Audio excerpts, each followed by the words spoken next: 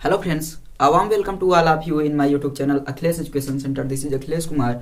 दोस्तों, आज हम लोग पढ़ने वाले हैं क्लास 12th का एक बहुत ही महत्वपूर्ण टॉपिक, जो कि परीक्षा की दृष्टि से तो बहुत इंपॉर्टेंट है ही, साथ ही साथ यदि आप लोग पढ़ लेते हैं तो आपके आगे भी आने वाली जो कक्षाएं होंगी, आप बीएससी में एडमिशन लेंगे कहीं पर भी, तो वहाँ पर ये बहुत महत्वपूर्ण भूमिका निभाता है और आपके इंजीनियरिंग लेवल में भी बहुत अच्छी भूमिका निभाता है।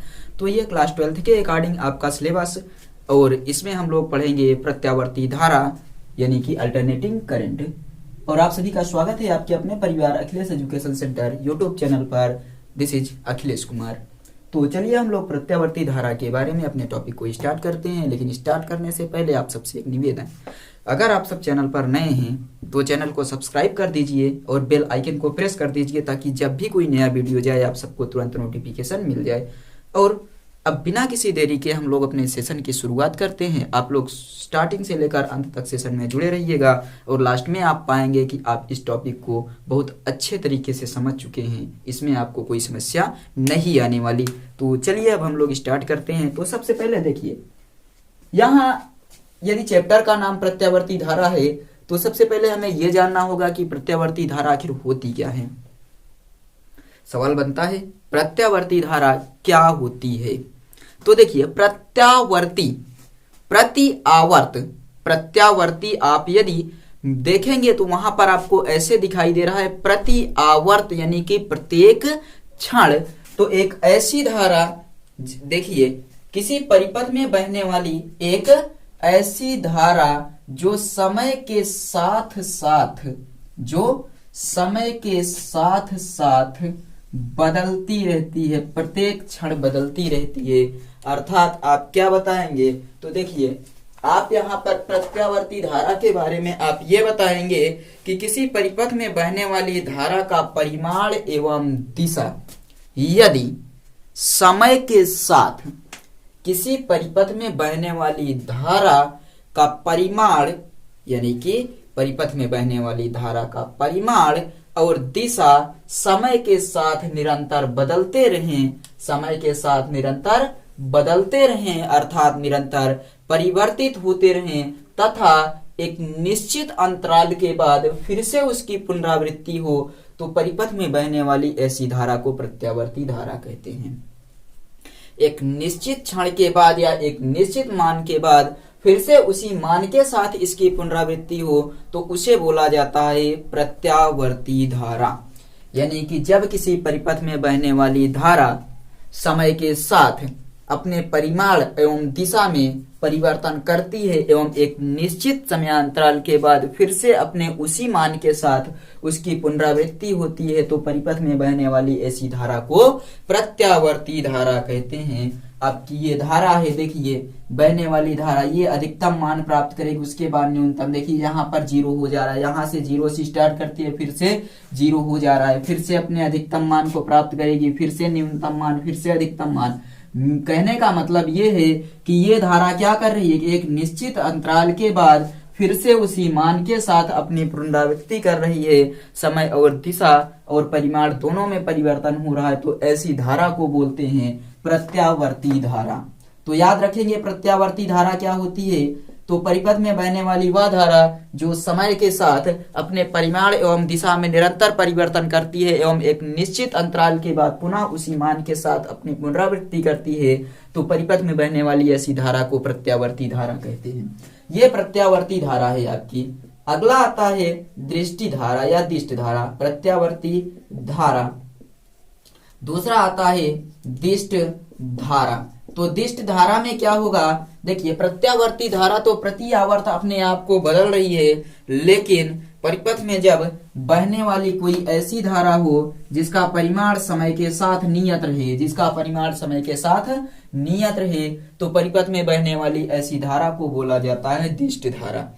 जब किसी परिपथ में बहने वाली धारा का परिमाण व दिशा समय के साथ नियत रहे, तो ऐसी धारा को कहते हैं दिष्ट धारा, दिष्ट धारा बोला जाता है। तो आई थिंक आप लोग ये चीज तो अच्छे से समझ गए होंगे कि प्रत्यावर्ती धारा और दिष्ट धारा क्या होती है। इसके आगे आप हम लोग बढ़ते हैं, आप इस चीज को अच्छे से समझिएगा। अपनी नोट्स में यदि नोट कर सकते हैं तो नोट करिएगा, क्योंकि टॉपिक इंपॉर्टेंट है, महत्वपूर्ण है, आपकी परीक्षा में हमेशा पूछा जाता है इसमें से।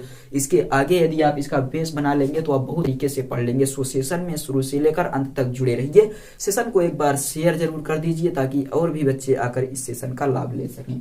एक बार फिर से हम रिवाइज करते हैं। प्रत्यावर्ती धारा किसी परिपथ में बहने वाली वह धारा जो एक समय के साथ अपने परिमाण एवं दिशा में परिवर्तन करती है तथा एक निश्चित मान के बाद पुनः उसी परिमाण के साथ यानी उसी मान के साथ अपनी पुनरावृत्ति करती है, ऐसी धारा को बोला जाता है प्रत्यावर्ती धारा। और दिष्ट धारा परिपथ में बहने वाली वह धारा जो समय के साथ अपनी दिशा या परिमाण में कोई परिवर्तन ना करे, एक समान रूप से बहती है, उसी को बोलते हैं दिष्ट धारा। और समय के साथ इसमें कोई परिवर्तन नहीं हो रहा है, समय के साथ ये अपने आप को हमेशा बदल रही है। तो ये हो जाता है प्रत्यावर्ती धारा और दिष्ट धारा। तो आप इसको जल्दी से एक बार यदि नोट करना चाहें तो नोट कर लीजिए, और उसके बाद हम लोग एक आगे इसके कॉन्सेप्ट को बढ़ाते हैं। तो अब देखिए, हम लोगों को ये पढ़ना है प्रत्यावर्ती धारा तथा प्रत्यावर्ती वोल्टेज के समीकरण को व्युत्पन्न करना है, किस प्रकार से डेरिवेट करेंगे। तो इसके पहले आप अच्छे से समझ गए होंगे, तो इस पर ध्यान दीजिए। देखिए, प्रत्यावर्ती धारा अथवा प्रत्यावर्ती वोल्टेज का समीकरण हमें प्राप्त करना है। हम क्या करेंगे, मान लेंगे कि हमारे पास एक समान कोई भी एक समान आयताकार कुंडली को हम एक समान चुंबकीय क्षेत्र में ओमेगा कोण पर रखे हैं। क्या मानेंगे कि माना एक समान चुंबकीय क्षेत्र में एक आयताकार कुंडली को कुछ इस प्रकार से रखा गया है। एक आयताकार कुंडली को कुछ इस प्रकार से रखा गया है। आप यहां पर क्या बताएंगे कि माना एक आयताकार कुंडली को एक समान चुंबकीय क्षेत्र के लंबवत रखकर ओमेगा कोणीय वेग से घुमाया जाता है। तो चुंबकीय क्षेत्र के लंबवत, हम लोगों ने चुंबकीय क्षेत्र इस प्रकार है तो कुंडली को इस प्रकार रखे हैं, और इसको चुंबकीय क्षेत्र के लंबवत रखकर क्या करते हैं, ओमेगा कोणीय वेग से घुमाते हैं। ओमेगा कोणीय वेग से घुमाते हैं, और हम ये मान लेते हैं माना जो कुंडली घूम रही है वो किसी क्षण लंब दिशा के साथ थीटा कोण बना रही है।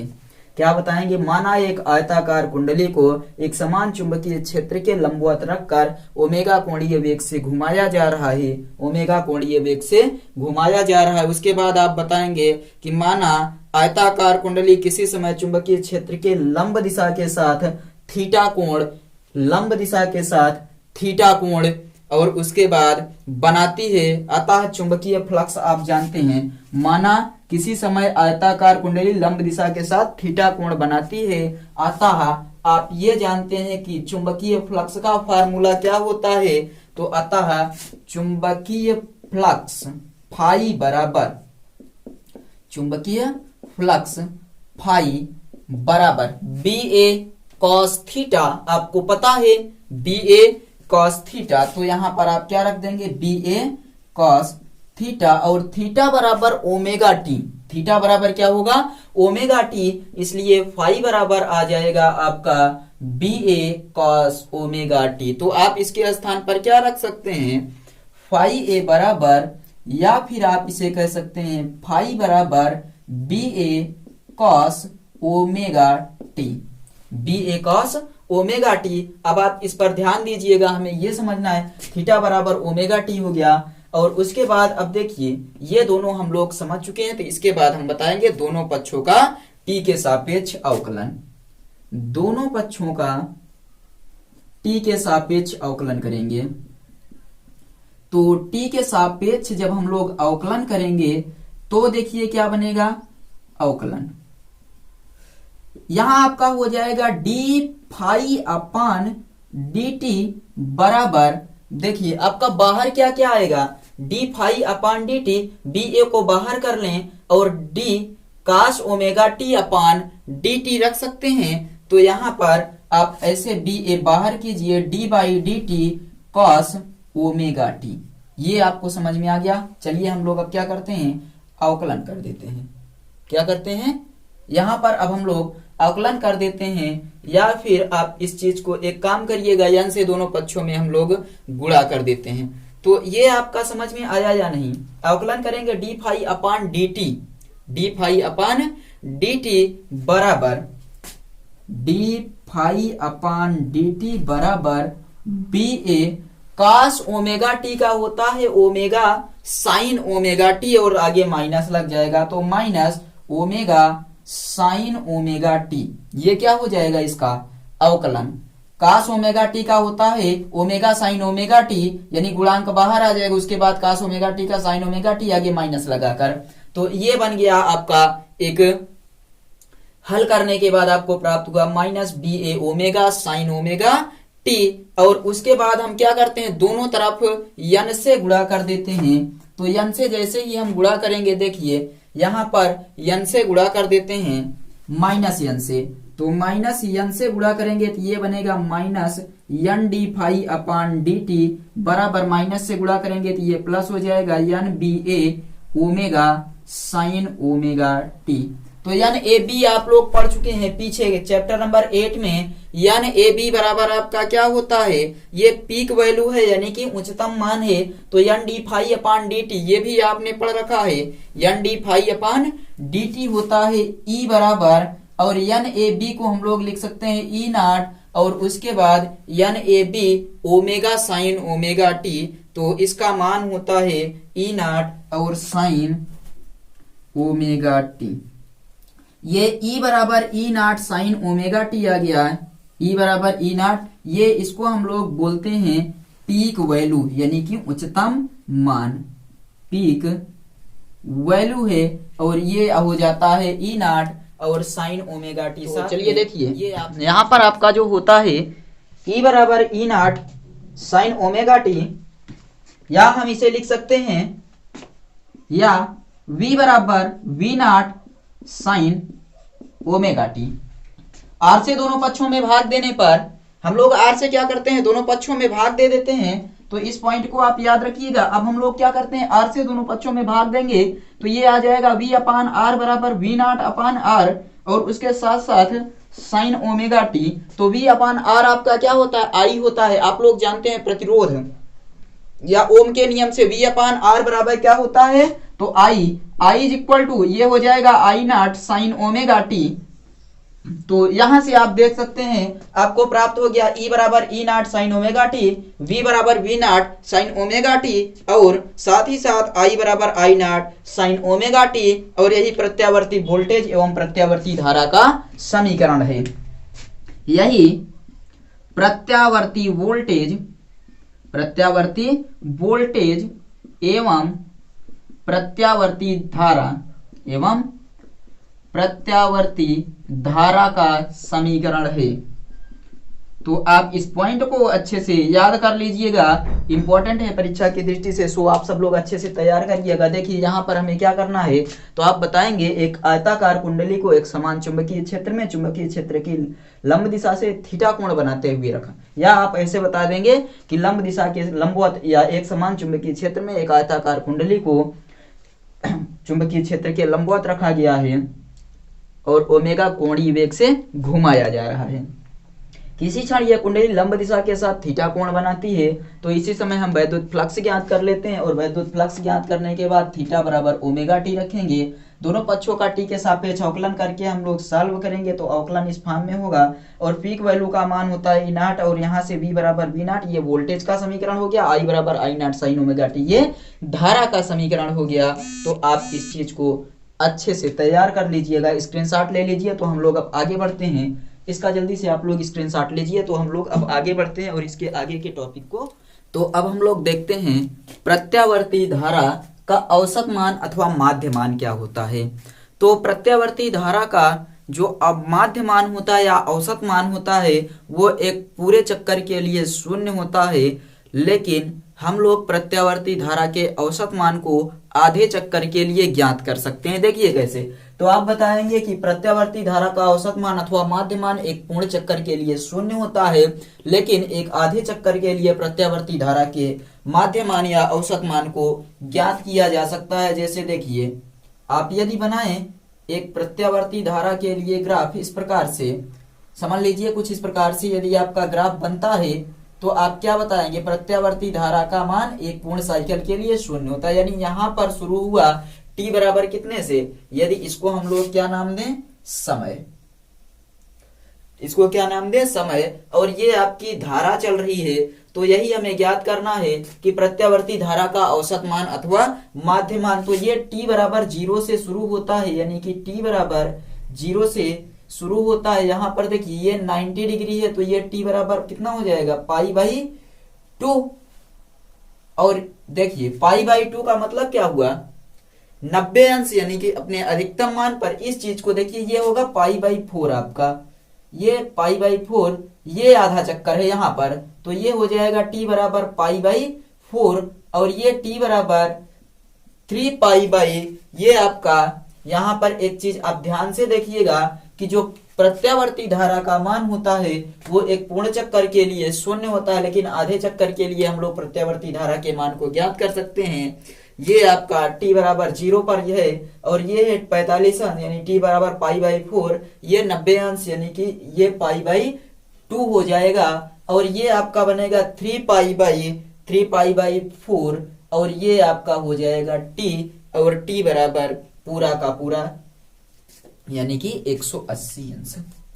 तो आप यहाँ पर ध्यान से देखिए कि प्रत्यावर्ती धारा के एक पूरे चक्कर के लिए जो मान होता है वो शून्य होता है, लेकिन आधे चक्कर के लिए हम लोग t बराबर पाई बाई 2 तक के लिए ज्ञात कर सकते हैं। और यहाँ पर देखिए t बराबर फिर से क्या हो जाएगा, 0 हो जाएगा, यानी कि एक पूरे चक्कर के लिए t का मान शून्य होता है। तो चलिए हम लोग इसको लिखते हैं। अब इसके आगे देखते हैं, आई यम बराबर क्या देखेंगे, आई यम बराबर हमें ज्ञात क्या करना है, तो देखिए हमें 1 से लेकर t बाई 2 तक ज्ञात करना है, यानी कि हमें यहां से लेकर आधे चक्कर के लिए ज्ञात करना है। तो इसका समाकलन करते हैं, और यहाँ कहां से कहां तक जाएंगे हम लोग, तो 0 से हमें जाना है t बाई 2 तक, और क्या ज्ञात करना है, i ज्ञात करना है, i के साथ dt। तो ये आपको ज्ञात करना आई यम, यानी कि माध्यमान, और धारा का माध्यमान 1 t बाई 2, समाकलन करेंगे 0 से लेकर हमें t बाई 2 तक जाना है, i dt। और अब एक चीज आप लोग देखिए, यहाँ पर इसको हम लोग 2 बाई t लिख सकते हैं, तो ये बनेगा आई एम बराबर 2 बाई t, और ये होगा 0 से लेकर t बाई 2 तक। i को लिखते हैं I not sine omega t, ये आप पीछे पढ़ चुके हैं, और ये हो जाएगा dt। i बराबर क्या होता है, तो आई नॉट साइन ओमेगा t और dt। तो अब देखिए t बराबर 2 पाई बाई ओमेगा, आपको पढ़ाया गया है कि हम लोग t के स्थान पर क्या रखेंगे, तो t के स्थान पर हम लोग रखेंगे 2 पाई बाई ओमेगा। तो आई एम बराबर हो जाएगा 2 पाई बाई ओमेगा बराबर, ये 0 से लेकर ये हो जाएगा 2 पाई by omega into 2 I not sine omega t dt। कितना बनेगा, अभी हमने क्या किया, t का मान रखा है और कितना आया 2 पाई बाई ओमेगा। आई थिंक आपको नीचे दिख रहा होगा। चलिए हम लोग इसके आगे अभी लिख सकते हैं। तो यहाँ फिर से हम क्या लिखेंगे, आई एम बराबर, एक चीज आप देखिए, ये 2 से 2 आपका कैंसिल हो जाएगी, ये तो बन जाएगा omega by pi, omega by pi, और बराबर ये ओमेगा बाई पाई, और यहाँ समाकलन, यहाँ 2 से 2 कैंसिल हो जाएगा, पाई बाई ओमेगा, ये लोअर लिमिट 0, और I not sine omega t dt आपका क्या हो जाएगा, तो यहाँ आई नॉट हो जाएगा, और साइन ओमेगा, यहाँ आई नॉट आप बाहर कर लीजिए। चलिए, और उसके बाद साइन ओमेगा टी dt बन जाएगा। इतना आपको समझ में आ गया होगा। आई एम बराबर डब्ल्यू बाई पाई, यानी omega by pi, I not हमने बाहर किया, साइन ओमेगा टी dt हो गया 0 से लेकर पाई बाई ओमेगा। अब इसके आगे देखिए हमें क्या करना है, तो हम अब इसका कर देते हैं समाकलन, ये इस चीज का समाकलन कर देते हैं। तो आपका बन जाएगा आई एम बराबर, आई एम बराबर omega by pi I not, और उसके बाद ये देखिए साइन ओमेगा टी का समाकलन जो होता है वो होता है 1 upon omega cos omega T, और माइनस में, तो ये हो जाएगा आपका minus cos omega T by omega हो जाएगा, cos omega T by omega, और यहाँ पर आप लिमिट को रख दीजिए lower limit 0 upper limit pi by omega. तो साइन ओमेगा टी का होता है 1/ओमेगा यानी कि minus omega T cos omega T by omega. तो यहाँ ओमेगा बाहर ले लेंगे और उसके बाद अपान के रूप में और कास ओमेगा टी माइनस में इसका समाकलन हो जाता है। तो अब आप इसके बाद क्या करेंगे, इसको आप बाहर निकाल लीजिए। आई एम बराबर ये माइनस हो जाएगा omega by pi I not, और यहाँ आपका क्या होगा cos omega T by omega और lower limit 0 upper limit pi by omega. तो ये चीज आपके समझ में आ गया होगा। इसको हम क्या करते हैं, देखिए अब इसको सॉल्व करके उसके बाद लिमिट का मान रखते हैं। तो आप क्या करेंगे, यहां तक आई एम बराबर हमने क्या किया है, माइनस को यहां पर बाहर लिया है, और माइनस को बाहर लेने के बाद इस बार हम ओमेगा को बाहर लेने वाले हैं। तो आई एम बराबर हो जाएगा minus omega by pi I not, ये ओमेगा बाहर आ गया, बचा यहाँ पर कास ओमेगा टी 0 से लेकर पाई बाई ओमेगा। अब ये ओमेगा से ओमेगा कैंसल, बचेगा आई एम बराबर minus I naught by pi, और ये cos omega T lower limit 0 upper limit pi by omega. मान रखते हैं एक बार लोअर लिमिट का एक बार अपर लिमिट का, इस चीज को ऐसे लिख लेंगे। तो आई एम बराबर हो जाएगा minus I naught by pi, और कास ओमेगा टी के स्थान पर क्या रखेंगे पाई बाई ओमेगा। तो आपका हो जाएगा यहाँ cos omega into pi by omega minus cos omega into T के स्थान पर 0। तो इस चीज को आप सॉल्व करेंगे तो आपका बनेगा आई एम बराबर minus I naught by pi, और ये ओमेगा से ओमेगा आपका क्या हो जाएगा हट जाएगा, यानी कि ओमेगा से ओमेगा आपका कैंसल होगा। तो आपके पास बचेगा कास पाई माइनस ये कास ओमेगा इंटू 0 यानी कि कॉस 0। इतना हो गया। तो आप हम लोग क्या करते हैं, इसको इस तरफ कर लेते हैं, इसको इस तरफ कर देते हैं, इस चीज को इस तरफ कर देंगे, इसको इस तरफ कर देंगे। तो देखिए ये माइनस आपका हट जाएगा, माइनस से गुणा करेंगे तो ये वाला माइनस होगा, ये वाला प्लस हो जाएगा, और उसके बाद हम इसको इधर कर देंगे और ये वाला उधर चला जाएगा, यानी प्लस वाला आगे और माइनस वाला पीछे आ जाएगा। तो हमें अब उसी काम को करना है, चलिए हम लोग करते हैं। तो आपका या ऐसे मान एक बार रखकर उसके बाद हम सॉल्व कर लेते हैं, कोई दिक्कत नहीं होगी। तो आई एम बराबर आपका जो आएगा minus I naught by pi, और इसका मान हो जाएगा आपका -1, और ये -1 बन जाएगा, और माइनस से गुणा करते हैं यहाँ पर। तो आई एम बराबर आई नॉट अपान पाई, और ये माइनस से गुणा करेंगे तो ये प्लस में 1 हो जाएगा, और ये वाला माइनस है तो ये भी क्या हो जाएगा आपका। देखिए एक चीज आप समझिए, कास पाई यानी कि कास 180 अंश का मान -1, और ये -1 पहले से है। तो इस चीज में हम माइनस से गुणा करते हैं, ये प्लस बनेगा, इसमें माइनस से गुणा करेंगे ये भी प्लस बनेगा, यानी कि आई एम बराबर आपका हो जाएगा आई नॉट अपान पाई, यानी कि 2 आई नॉट अपान पाई, और पाई का मान हम लोग रखेंगे कितना 3.14। तो आई एम बराबर आपका हो जाएगा 2 आई नॉट बटे 3.14, और इस चीज को हम जब सॉल्व करेंगे तो आएगा आई एम बराबर कितना आ जाएगा, देखिए 0.637 आई नॉट, ये हो जाएगा आधे चक्कर के लिए, यानी कि एक आधे चक्कर के लिए प्रत्यावर्ती धारा का औसत मान अथवा माध्य मान, ये आई एम हो गया, यानी कि औसत धारा। अब औसत विभव यहीं से हम लोग लिख सकते हैं, यानी कि वी एम बराबर 0.637 वी नॉट हो जाएगा, ये वी एम बराबर 0.637 वी नॉट।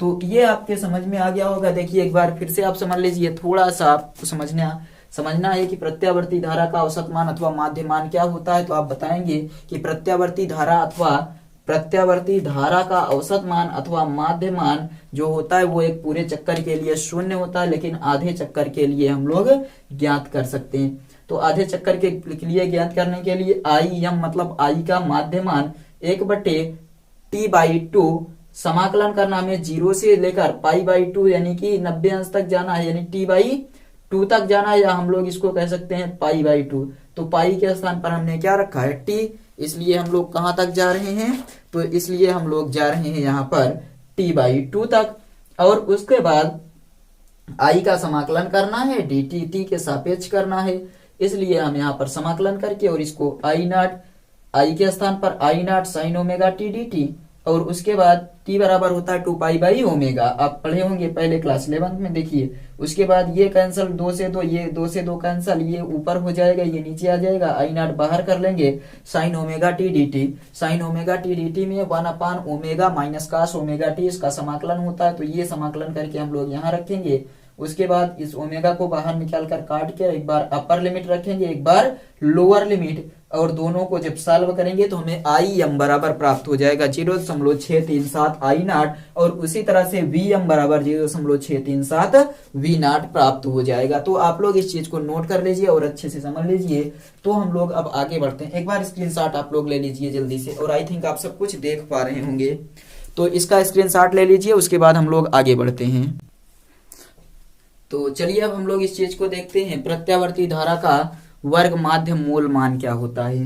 प्रत्यावर्ती धारा का वर्गमूल माध्य मान क्या होता है, यानी वर्ग माध्य मूल मान क्या होता है, ये बहुत इंपॉर्टेंट है, तो आप लोग समझिएगा अच्छे से। देखिए, प्रत्यावर्ती धारा के एक पूर्ण चक्र के लिए धारा के वर्ग के औसत मान को के वर्गमूल को, यानी कि प्रत्यावर्ती धारा के एक पूर्ण चक्र के लिए धारा के वर्ग के औसत मान के वर्गमूल, धारा के वर्ग के औसत मान के वर्गमूल को, धारा के वर्ग के औसत मान के वर्गमूल को प्रत्यावर्ती धारा का वर्ग माध्य मूल मान कहते हैं। तो यहां से आप समझिए, प्रत्यावर्ती धारा के एक पूर्ण चक्कर के लिए धारा के वर्ग के औसत मान के वर्गमूल को प्रत्यावर्ती धारा का वर्ग माध्य मूल मान कहते हैं। तो आई थिंक आप ये चीज तो समझ चुके होंगे कि प्रत्यावर्ती धारा के वर्ग के औसत मान के वर्गमूल को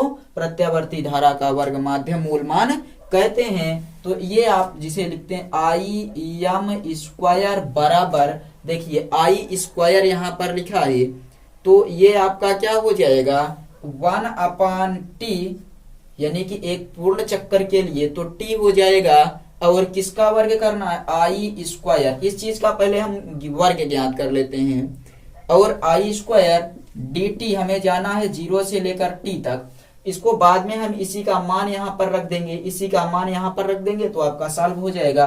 तो 1/t 0 से लेकर t तक आई स्क्वायर डी टी, और आई बराबर आपने क्या पढ़ा था आई नॉट साइन ओमेगा टी, अभी अभी आपने पढ़ा कि आई बराबर I not sine omega T, इसलिए आप यहाँ पर रखेंगे इसका मान, तो 1/t 0 से लेकर t तक यहाँ पर आपका हो जाएगा आई नॉट, ये I not sine omega T का होल स्क्वायर, और ये आपका हो जाएगा dt। तो आई थिंक आप ये समझे होंगे कि आई के स्थान पर I not sine omega T हम लोग लिख सकते हैं, और उसके बाद इसका वर्ग है तो वर्ग कर दिए और dt बगल में लिख दिए। इसके बाद देखिए t बराबर आपको पढ़ाया गया 1/, ये t बराबर 2 पाई/ओमेगा, यहाँ पर भी 0, और ये 2 पाई/ओमेगा आई नॉट साइन ओमेगा टी का होल स्क्वायर dt।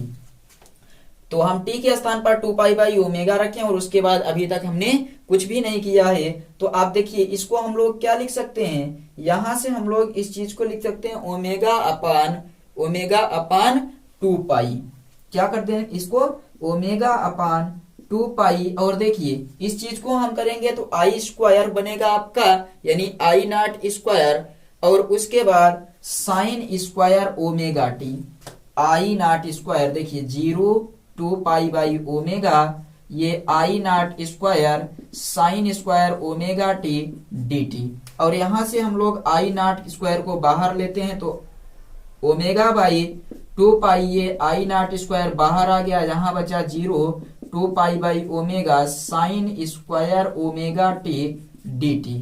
तो आई थिंक आप ये समझे होंगे कि हमने आई नॉट स्क्वायर को बाहर लिया, और उसके बाद बचा sign square omega t dt, sign square omega t dt। और यहां से हम देखिए अब आगे क्या करने वाले हैं, तो इसी के बराबर ये ओमेगा बाई 2 पाई रखेंगे, ओमेगा बाई 2 पाई रखेंगे, और आई नॉट स्क्वायर, और यहाँ देखिए इस चीज का अब हम समाकलन कर देते हैं, चलिए इसका हम समाकलन कर देते हैं, तो इसका या फिर इसके एक फार्मूले को लिखते हैं 2 पाई/ओमेगा, यहाँ होता है साइन स्क्वायर ओमेगा टी बराबर 1 - cos 2 omega T, 1 - cos 2 omega T by 1 minus cos 2 omega T by 2 और ये dt। तो ये आप देखिए साइन स्क्वायर थीटा इसे मान सकते हैं।